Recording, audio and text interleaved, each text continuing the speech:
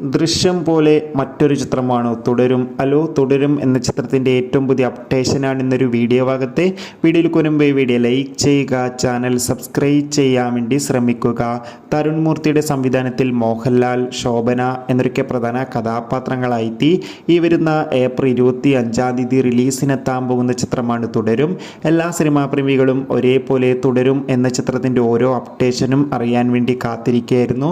ചിത്രത്തിൻ്റെ official trailer release ചെയ്തിട്ടുണ്ടായിരുന്നു. മികച്ച ക്വാളിറ്റി നൽകുന്ന ട്രെയിലർ തന്നെയാണ് ആരാധകർക്ക് മുന്നിൽ പുറത്തുവന്നിരിക്കുന്നത്. ചിത്രത്തിൻ്റെ ട്രെയിലർ കണ്ടാൽ തന്നെ നമുക്ക് മനസ്സിലാക്കാം തുടരും എന്ന ചിത്രം ഒരു മികച്ചൊരു സസ്പെൻസ് ത്രില്ലർ ഫാമിലി എൻ്റർടൈൻമെൻ്റ് ആയിരിക്കുമെന്ന്.